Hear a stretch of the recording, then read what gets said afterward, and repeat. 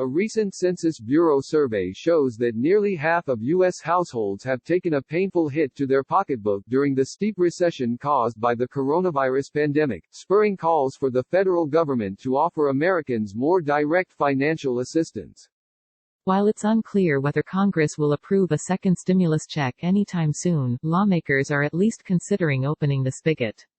The proposed $3 trillion Health and Economic Recovery Omnibus Emergency Solutions, or HEROES, Act would authorize another batch of stimulus payments for most households. The bill passed the House in May and now awaits debate in the Senate. Adding to the political momentum for more stimulus money, Trump administration officials earlier this month said they are considering a second round of funding. The first round of stimulus checks, directed by the Coronavirus Aid, Relief and Economic Security, or CARES Act in March, faced criticism from advocacy groups and taxpayers alike on its exclusion of some Americans. For instance, the initial round of stimulus payments provided $500 for each child under the age of 17, that meant millions of high school seniors and juniors who are 17 or older didn't qualify for the payments. The Trump administration is facing lawsuits over the bill's exclusion of some immigrants and their American spouses from the payments. Overall, most Americans would get more money in a second stimulus under the HEROES Act, according to the right-leaning American Enterprise Institute. Its analysis found that the average household would receive $2,170, compared with $1,729 for the first stimulus checks. The reason for the sweetened payments, an increase in the number and size of payments for children and dependents, many of whom were excluded from the first round of stimulus payments. Here's who would be eligible for a stimulus check under the HEROES Act. HEROES sets the same income limits to get a check as the CARES Act. That means most high-income households wouldn't see a payment unless they have children or dependents who qualify for one. Single taxpayers with maximum adjusted gross income of $75,000 would be eligible for a second stimulus check, along with married couples with total household income of no more than $150,000 and who file their taxes jointly. Above that limit, the payment would be reduced until phasing out completely above $98,000 for single taxpayers and $199,000 for married taxpayers.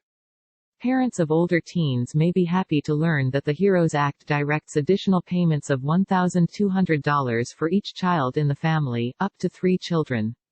The first stimulus check was less generous when it came to providing support for families with children.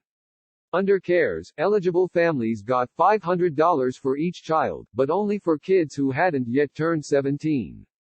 That's because the bill relied on the definition of a qualifying child for the child tax credit, which cuts off once he or she turns 17. College students who are claimed as dependents on their parents' taxes would qualify for a $1,200 payment under the HEROES Act. That's more generous than the first stimulus round, which excluded adults claimed as dependents on other taxpayers' returns. That included many college students who may be adults in the eyes of the law, but who are still claimed as dependents on their parents' tax returns. That angered many families, who pointed out that numerous college kids suffered lost income and higher costs, such as moving quickly off campus when universities shut down, due to the pandemic. Unlike under CARES, the HEROES Act would provide a stimulus check to American citizens who are married to immigrants without a Social Security number. In the first round, they were blocked from receiving the payments, an issue that sparked at least 2 lawsuits on grounds of discrimination. That's because CARES required both spouses to have Social Security numbers, while critics noted that immigrants without a green card often use an individual taxpayer identification number to file taxes. On top of that, because HEROES directs payments to tax filers with a valid tax ID number, rather than a Social Security number, more resident aliens may qualify for the payments, according to the American Enterprise Institute. Wealthier Americans, unless they have children or dependents who qualify for a $1,200 payment, would be excluded.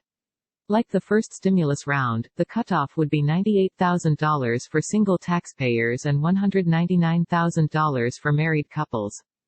HEROES also caps at 3 the number of payments that each family can claim for children or dependents.